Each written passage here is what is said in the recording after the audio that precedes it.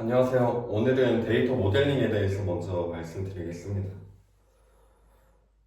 일단은 데이터 모델링.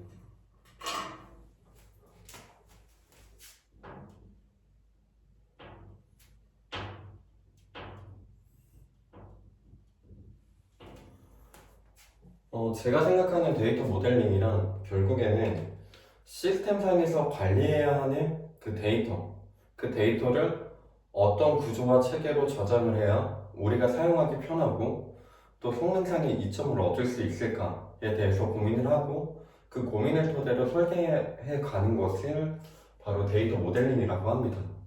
그래서 제가 작성한 거를 써보면 저는 제가 개인적으로 생각하는 데이터 모델링은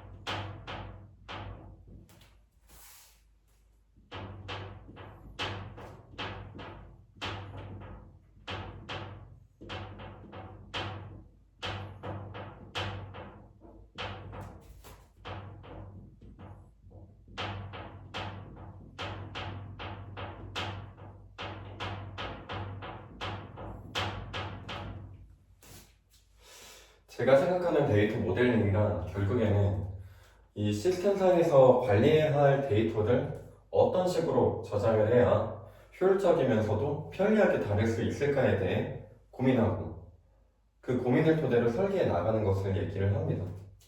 그래서 데이터 모델링은 ER 모델을 기초로 하고 있는데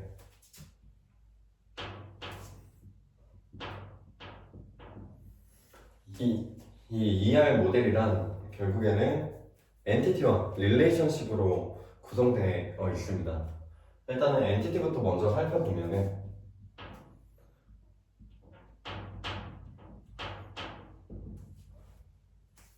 그러니까 이제 비즈니스 영역에서 발생하는 어떤 관리해야 하는 그 데이터, 그 대상과 아니면 그 비즈니스 영역에서 이미 실질적으로 존재하고 있는 그 대상을 의미를 합니다. 그래서 비즈니스 영역에서 실체하거나 이미 실체하거나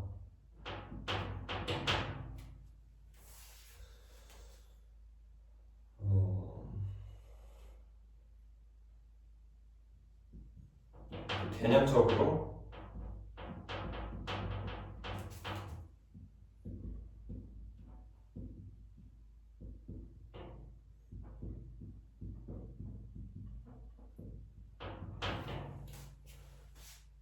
엔티티라는 것은 결국에는 비즈니스 영역에서 이미 실체를 하거나 개념적으로 존재하는 관리 대상입니다. 여기서 말하는 개념적으로 존재한다는 것은 특정 행위로부터 우리 데이터가 발생을 하는데 그 데이터를 관리해야 되는 그런 데이터의 경우 개념적으로 존재를 한다라고 볼 수 있습니다. 그리고 릴레이션십이 있는데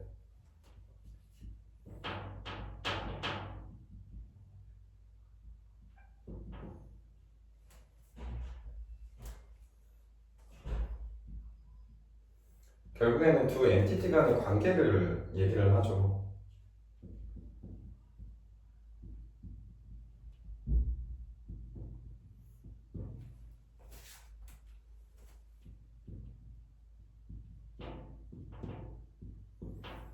근데 릴레이션십은 주로 세 가지 관점으로 바라봅니다. 관계수, 선택성, 그리고 식별자 상수.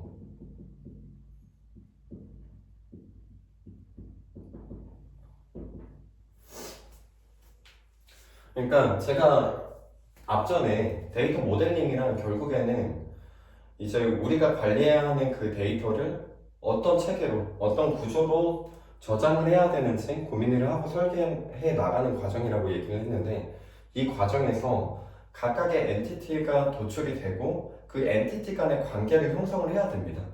근데 그 관계를 형성을 할 때 크게 세 가지 관점으로 바라봅니다.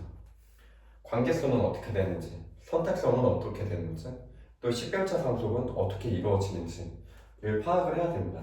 그래서 데이터 모델링이란 결국에는 엔티티와 릴레이션십으로 구성되어 있다는 것을 알 수 있고, 이 관계성과 선택성 식별자 상속은 그 이후에 제가 다시 자세히 말씀드리겠습니다.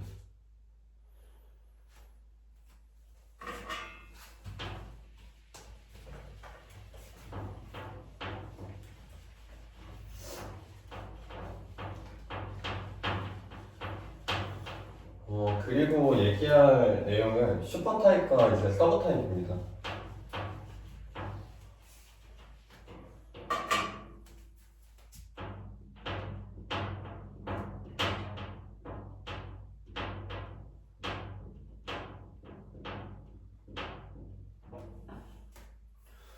슈퍼타입과 서브타입은 결국에는 공통이 되는 속성을 슈퍼타입에서 관리를 하고, 개별적인 속성을 그 서브타입에서 관리를 한다고 볼 수가 있는데요. 글씨 잘 보이나요?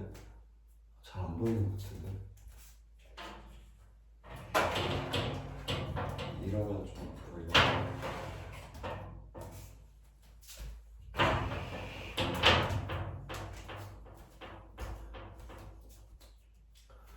그러니까 슈퍼타입 같은 경우는 공통적인 속성들은 슈퍼타입에서 관리를 하고, 그 개별적인 속성들은 이제 서브타입에서 관리를 합니다.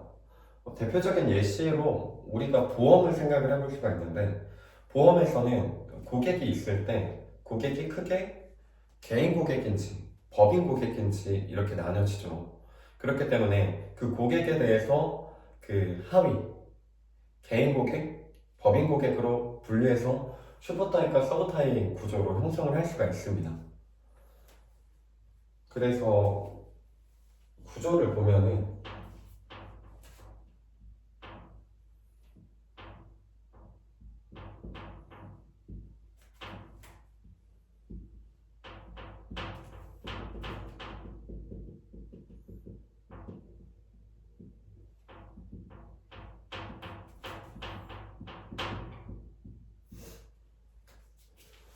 결국에는 슈퍼타입에서 여기에서 고객이 있다고 했을 때 고객으로서 가져야 되는 공통적인 속성을 여기에서 관리를 합니다.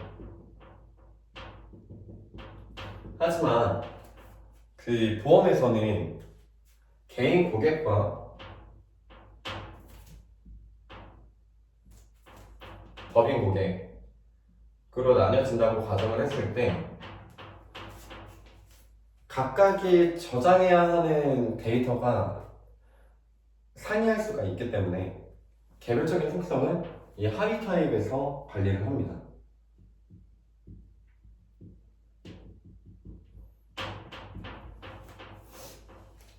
물론 특정 엔티티를 기반으로 이렇게 세부적으로 또 엔티티가 나뉘어진다고 했을 때 항상 슈퍼타입과 서브타입 관계로 형성을 하는 것은 옳지 않죠. 왜냐면은 우리가 성능상의 이점을 위해서 이거를 다시 반전교화로 통합을 해서 관리를 할 수가 있는 거죠. 그렇기 때문에 슈퍼타입과 서브타입 관계로 형성을 할 경우에는 형성을 할 때는 그런 의미가 명확해야 되죠. 이거를 왜 굳이 슈퍼타입과 서브타입으로 분류를 해야 되는지, 반전교화를 통해서 통합해서 관리하면 안 되는지, 통합해서 관리하면 좀 더 성능상의 이점이 있을 텐데 라고 충분히 고민을 하면서 설계를 해야 될 것 같습니다. 그리고 이제 또 엔티티 분류에 대해서 말씀드리겠습니다.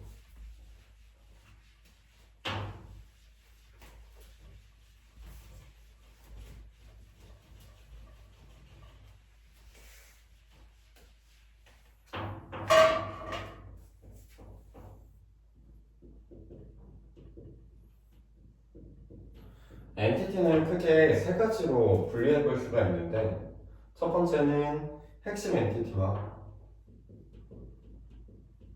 두 번째는 중요 엔티티, 마지막으로 행위 엔티티, 파생 엔티티라고도 하죠. 가 있습니다.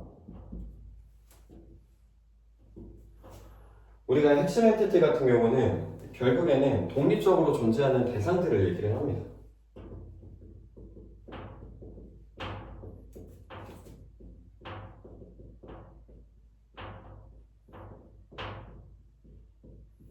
그리고 중요 엔티티는 비즈니스 영역에서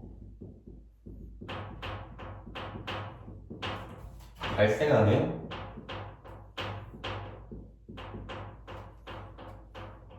핵심 데이터라고 볼 수 있습니다. 마지막으로 행위 엔티티는 이제 비즈니스 영역에서 이제 특정 행위가 발생을 할 때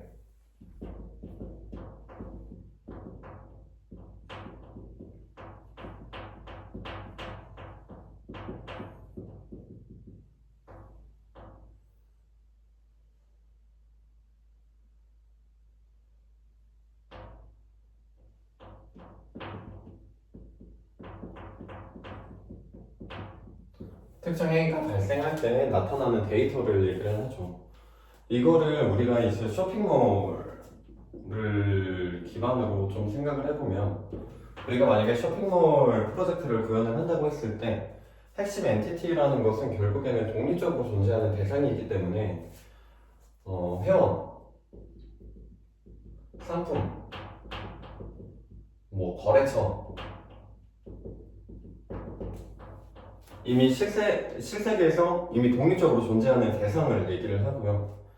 여기에서 중요 엔티티는 결국에는 쇼핑몰이라는 비즈니스 영역에서 발생하는 핵심 데이터이기 때문에 이제 주문, 결제 등이 있겠습니다. 마지막으로 이제 행위 엔티티가 있는데, 행위 엔티티라는 거는 결국에는 특정 행위가 발생을 했을 때 지속적으로 나타나는 데이터를 의미를 하거든요. 그래서 주문이라는 행위가 발생을 했을 때 그때 지속적으로 발생하는 주문 내역들이 있겠죠.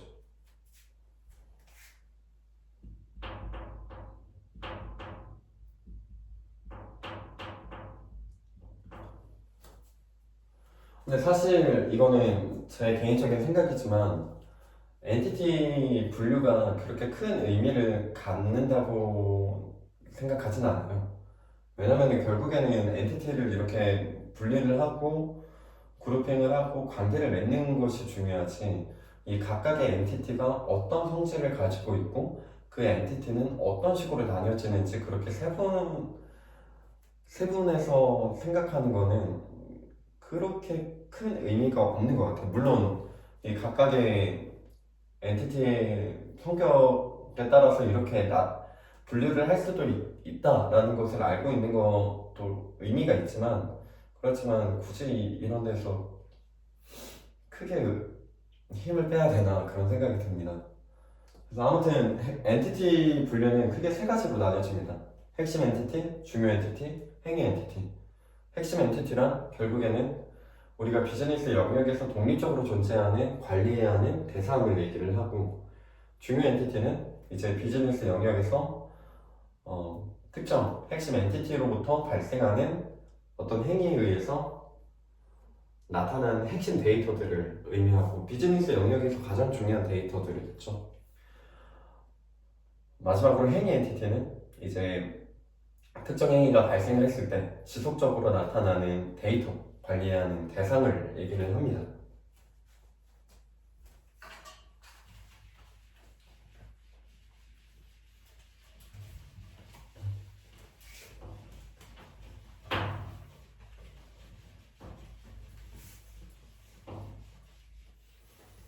그 다음으로는 이제 관계에 대해서 말씀드리겠습니다.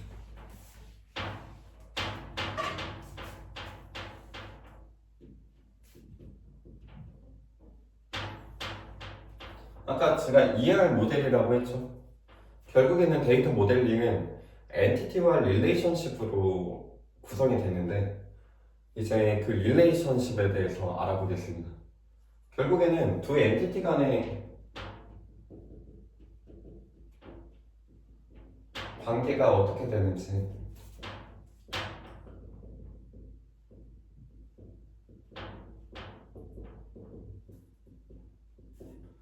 그러니까 여기서 말하고자 하는 관계란 두 엔티티 간의 관계가 어떤 식으로 형성되는지를 의미를 하죠. 그래서 제가 앞서 얘기했듯이 관계를 세 가지 관점으로 바라볼 수가 있습니다. 첫 번째는 관계수, 두 번째는 이제 선택성, 세 번째는 식별자 상속이 있습니다.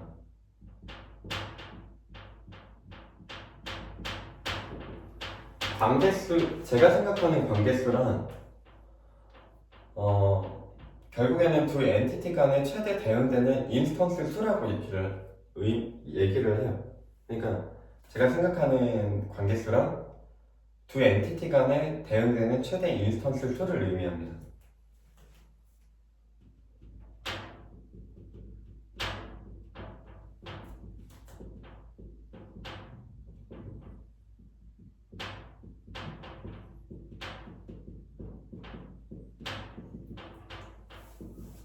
선택성 같은 경우는 한 엔티티가 있다고 가정을 했을 때 그 반대편에 있는 엔티티는 반드시 존재해야 되는지 아니면 선택적으로도 좀 굳이 반드시 존재할 필요가 없는지에 대해서 필수 여부를 따지는 것입니다.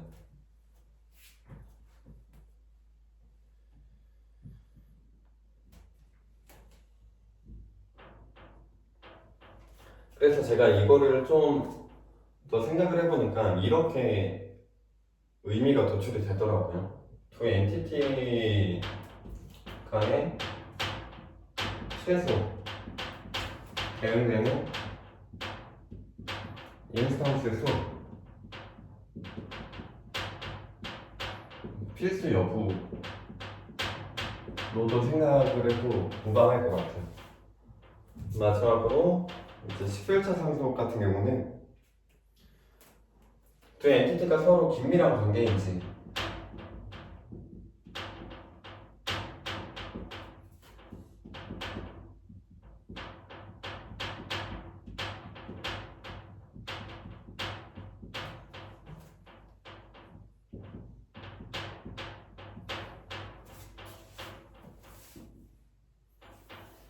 그래서 관계는 세 가지 관점으로 바라볼 수가 있는데 첫 번째는 관계수 두 엔티티 간에 대응되는 최대 인스턴스 수를 의미하고 선택성 두 엔티티 간에 최소 대응되는 인스턴스 수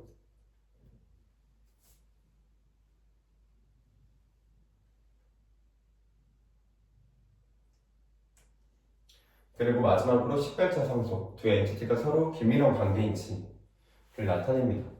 이거를 그래서 관계수 같은 경우는 크게 세 가지 유형으로 나뉘어지는데 1대1 관계도 있고 1대 n 관계도 있고 m 대 n 뭐 다대다 관계라고 하죠. 이렇게 나뉘어집니다. 하지만 m 대 n 관계 같은 경우는 데이터 중복으로 인한 이상현상이 발생을 할 수가 있습니다. 우리가 엔티티가 뭐 A, B가 있다고 가정을 했을 때 얘네가 만약에 이렇게 m 대 n 관계로 형성이 되면은 얘네가 결국에는 물리적 설계를 거쳐서 이제 테이블로 구현이 될 텐데 얘네가 만약에 테이블 A, 테이블 B라고 했을 때 결국에는 중복되는 데이터들이 여기에 산재한다는 거예요. 그러면은 우리가 애플리케이션 운영 관점에서 추후에 특정 데이터를 변경을 할 수가 있고 삭제를 할 수가 있는데, 예를 들어서 DML, 데이터 조작어 처리를 할 수가 있는데, 그때 이 각각을 다 업데이트를 쳐줘야 되는 거죠. 만약에 이쪽만 업데이트하고 이쪽은 업데이트하지 않으면은 이 테이블에서 뭐 기억이라는 데이터는 뭐 K 값을 갖는다고 얘기를 하는데, 테이블 A에서는 기억이라는 데이터가 T 값을 갖는다. 서로 불일치하는 현상이 발생을 할 수가 있습니다. 그래서 M-대-N 관계 같은 경우는 주로 여기에 교차 테이블, 교차 엔티티를 넣어서 1대 M이랑 M대 1 관계로 해소를 해서 좀 더 정교화를 합니다. 그 목적은 결국에는 데이터 중복을 회피를 하고 데이터 중복으로 인한 이상현상 발생을 최소화하기 위함입니다. 그리고 선택성 같은 경우는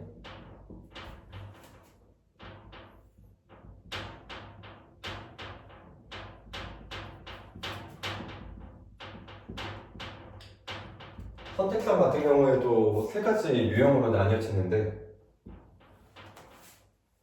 서로 선택. A라는 엔티티가 있다고 했을 때 B라는 엔티티는 있어도 되고 없어도 되는 경우에는 선택적인 거고, 그 반대로 생각을 했을 때 B라는 엔티티가 있을 때 A라는 엔티티도 반드시 존재해야 되는 것은 아니면은 서로 선택적이다 라고 표현을 할 수가 있고, 만약에 A라는 엔티티가 있다고 가정을 했을 때 B라는 엔티티가 얘도 뭐 반드시 존재해야 되는 것은 아니지만, 반대로 생각을 해서 B라는 엔티티가 존재한다고 가정을 했을 때 A라는 엔티티는 반드시 존재해야 된다면 필수 선택 관계로 나타낼 수가 있고, 만약에 A라는 엔티티가 존재한다고 했을 때 B라는 엔티티는 반드시 존재해야 되고, 그 반대로 생각을 했을 때도 마찬가지이면은 필수 관계로 갈 수가 있습니다. 마지막으로 식별자 상속이 있는데, 이거를 좀 더 RDB 관점에서 생각을 해보면은 PK이자 FK입니다. 이게 어떤 의미를 갖냐면,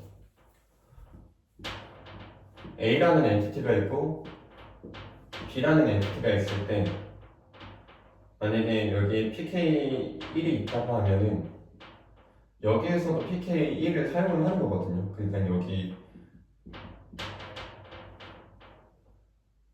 식별자 키로서 A의 식별자, B의 식별자 키로서 A의 식별자 키도 사용을 하는 거거든요. 그래서 이런 경우에는 이 A와 B를 관계짓는 이 선이 굵게 표현이 되고, 만약에 이게 아니면은 이렇게 점선으로 표현을 합니다. 아무튼 이렇게 간다고 쳤을 때 얘가 결국에는 PK자 FK 의미를 갖는다고 볼 수 있습니다. 이렇게 됐을 때 우리가 생각을 해야 되는 것 중에 하나는, 결국에는 우리가 얘네들을 물리설계를 통해서 RDB에서 테이블로 구현을 했을 때, 결국에는 RDB에서 기본적으로 PK에 대한 인덱스가 형성이 되기 때문에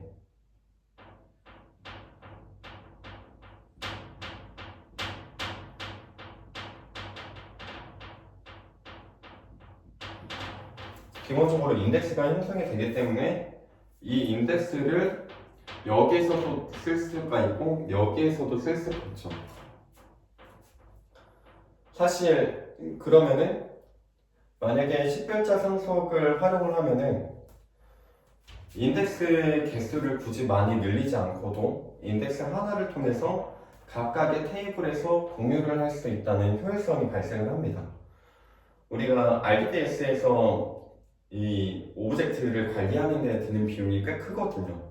그렇기 때문에 이런 식별자 상속인 경우에는 식별자 상속을 형성을 해서 뭐 오브젝트 인덱스를 좀 공유를 한다든지 그런 거를 활용을 할 수가 있겠습니다.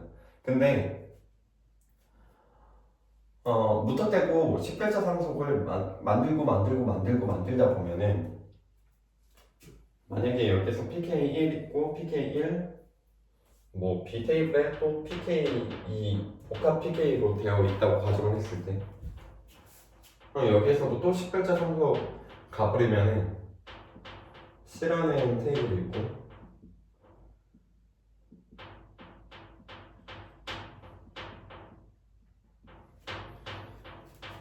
그러면은 PK가 너무 복잡해져요.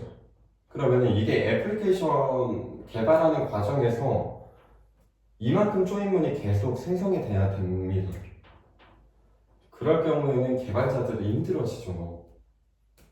그래서 그러니까 불필요하게 식별자 상속을 많이 하는 것도 좋지 않습니다. 그리고 복합 PK가 주로 3개 이상이 될 경우에는 사실 이거를 다 FK로 내리고 인조 식별자를 활용을 하는 경우가 많습니다.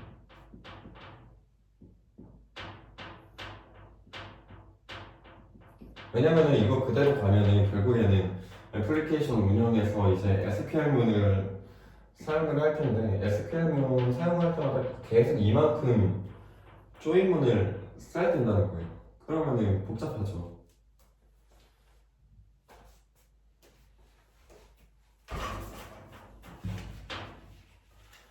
그리고 이제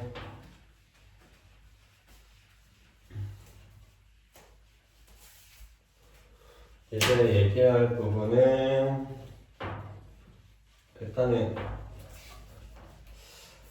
제가 간단하게 쇼핑몰을 기반으로 데이터 모델링을 어떤 식으로 하는지에 대해서 보여드리겠습니다.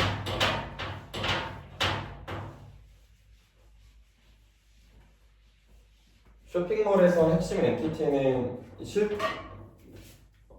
이미 비즈니스 영역에서 실체적으로 존재하는 대상은 회원과 주문이 있겠죠. 상품이 있겠죠, 상품. 근데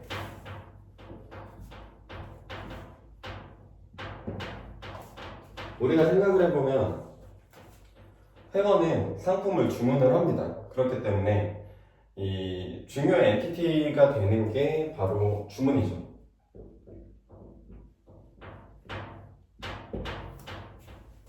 그럼 여기서 이제 각각의 엔티티에 대해서 관계를 한번 생각을 해봅시다. 회원이 존재한다고 가정을 했을 때, 회원이 있다고 가정을 했을 때, 회원은 과연 몇 개의 주문을 할 수가 있을까요? 여러 개의 주문을 할 수가 있기 때문에, L입니다. 하지만 하나의 주문이 있다고 가정을 했을 때, 이 회원은 한 명만 대응이 돼야 되기 때문에 1인 거죠.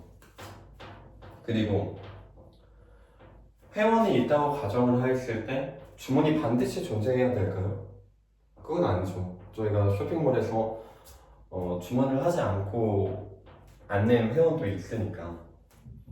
그러면 여기는 선택성. 하지만 주문이 있다고 가정을 했을 때 회원은 반드시 존재해야 되기 때문에 필수입니다. 그리고 저는 식발차 상속의 경우 얘가 좀 많이 주문 엔티티가 좀 많이 활용될 수가 있다고 생각이 돼서 식별자 상속을 비식별자 상속으로 형성을 하겠습니다. 그러면은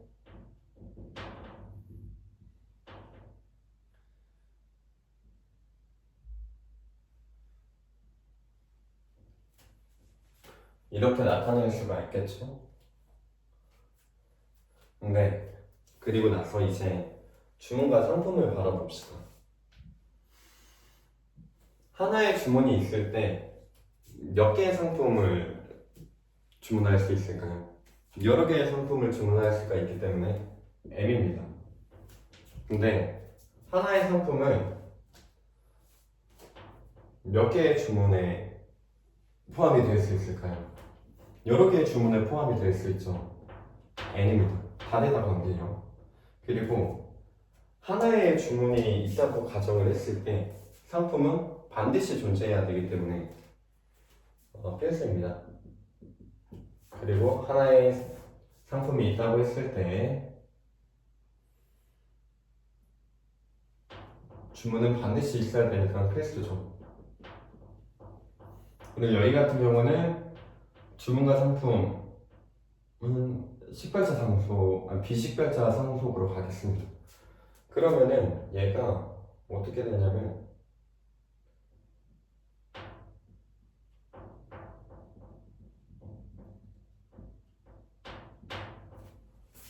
이렇게 되죠. 근데 제가 앞서 얘기했듯이 M/N 관계 같은 경우는 데이터 중복으로 인한 이상현상 발생할 확률이 높기 때문에 이럴 경우에는 교차 엔티티를 도입을 합니다. 교차 엔티티를 통해서 M/N 관계를 1대 M과 N/대 1로 해소를 하죠. 그러면은 여기에 놓을 수 있는 교차 엔티티는 이제 주문 상품이 있겠죠.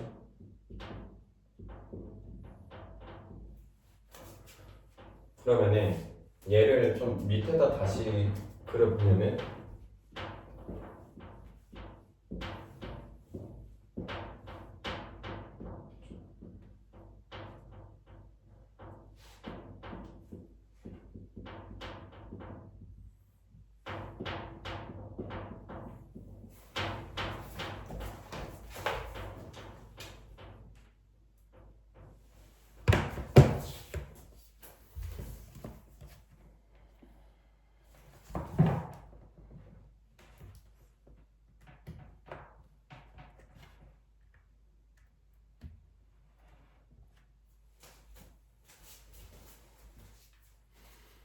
하나의 주문이 있다고 가정을 했을 때 주문 상품은 여러 개일 수가 있고 하나의 주문 상품이 있다고 했을 때 결국에는 하나의 주문만 있어야 되기 때문에 1대 M이 있고 그리고 필수죠.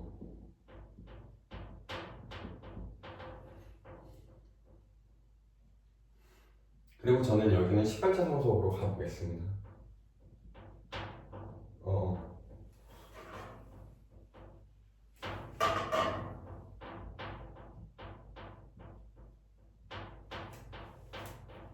반대도 마찬가지로 M/1 필필 식별자 상속 가서 이런 형식이 되겠죠. 조금 한눈에 보기 어렵죠. 이거를 좀 편하게 해보면은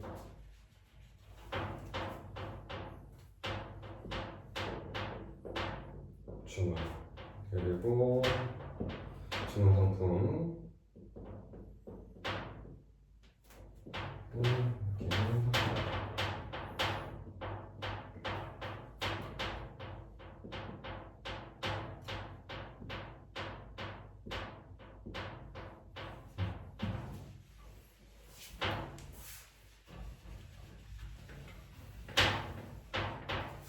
그래서 저희가 여태까지 배운 내용들을 기반으로 이제 데이터 모델링을 간단하게 진행을 해봤는데 여기에서 중요했던 부분은 우리가 데이터 모델링을 할 비즈니스 영역에서 어떤 엔티티들이 도출이 되는지 그 엔티티를 도출을 할 수 있어야 하며 그 엔티티들을 대상으로 관계를 설정할 수가 있어야 됩니다. 이때 관계를 설정할 때는 세 가지 관점으로 설정을 해야 되죠.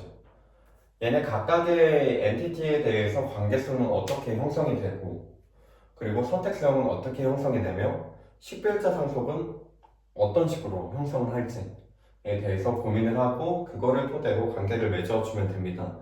근데 이때 또 중요한 부분이 주문 상품 파트에서 원래는 주문 상품 간의 관계였지 였지 않습니까? 근데 주문 상품 간의 관계를 했을 때 M 대 N 관계가 형성이 되기 때문에 M 대 N 관계 같은 경우는 데이터 중복으로 인한 데이터 이상 현상이 발생할 가능성이 높기 때문에 그 부분을 해소하고자 그 교차 엔티티를 주문 상품이라는 교차 엔티티를 도출을 해서 그 관계를 해소하는 것을 확인할 수가 있었습니다. 그래서 데이터 모델링은 간단하게 하면 이렇게 진행을 하면 됩니다. 오늘은 데이터 모델링에 대한 내용은 여기까지만 하겠습니다. 감사합니다.